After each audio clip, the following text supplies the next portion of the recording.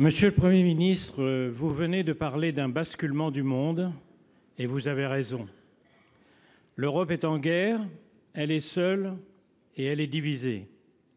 Ce que quelques-uns d'entre nous répétons depuis 3 ans en prêchant dans le désert apparaît brusquement comme une évidence. Mercredi dernier, un simple coup de fil entre Trump et Poutine a transformé l'Europe en paillasson et l'Ukraine en otage d'un pacte honteux. Le soi-disant maître de l'art du deal et ses copains du Golfe de Mar-a-Lago, maquillés en diplomates, négocient seuls en cédant d'emblée au but de guerre de leur adversaire. Les rodomontades de la paix par la force ont fait place à la pantalonnade de la paix par la reddition. Celui qui, paraît-il, postule au prix Nobel de la paix est déjà assuré d'obtenir celui de la trahison. Et depuis hier, celui de la provocation, en accusant Zelensky d'avoir déclenché la guerre. À Munich, son numéro 2, le génie des Appalaches, qui a soutenu l'assaut du Capitole, a osé nous donner des leçons de démocratie. Les Européens ont répondu « Rien sur l'Ukraine sans l'Ukraine et rien sur l'Europe sans l'Europe ». Ce sont de belles paroles, mais comment les traduire en actes?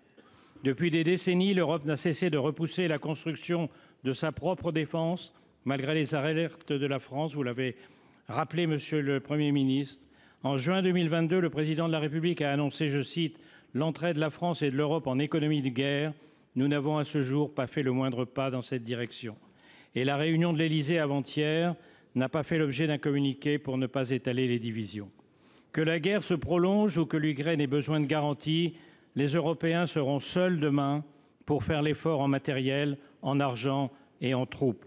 C'est en urgence, faute de l'avoir fait avant, que l'Europe doit investir massivement dans sa défense, utiliser les avoirs russes gelés, unir ses marchés de capitaux, sortir les dépenses militaires des critères de Maastricht. Ma question est simple, la guerre se rapproche et nos alliés s'éloignent. Quel est le plan? Pour vous répondre, la parole est à monsieur le Premier ministre. Monsieur le Président, Mesdames et Messieurs les sénateurs, Monsieur le Président Malhuret.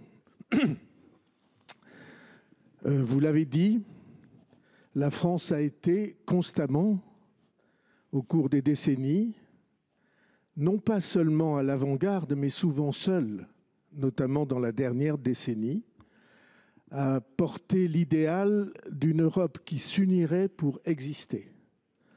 Parce que vous avez à très juste titre dit que nous serons seuls, mais la question la plus fondamentale, c'est serons-nous nous-mêmes, accepterons-nous l'Europe, voudrons-nous, choisirons-nous d'exister? L'interrogation to be or not to be, elle n'a jamais été aussi actuelle que dans les jours qui viennent de s'écouler et dans les jours qui viennent. Alors vous avez dit que faire, quel est le plan? Je pense que le plan, il repose en partie sur la volonté politique et la volonté de construire une défense qui ne dépende pas des autres, quels que soient les autres. Et vous savez tout ce que technologiquement et numériquement cette affirmation suppose. Donc c'est la première chose. Et deuxièmement, est-ce que l'Europe sera forte ? Et c'est une question qui se pose en particulier économiquement.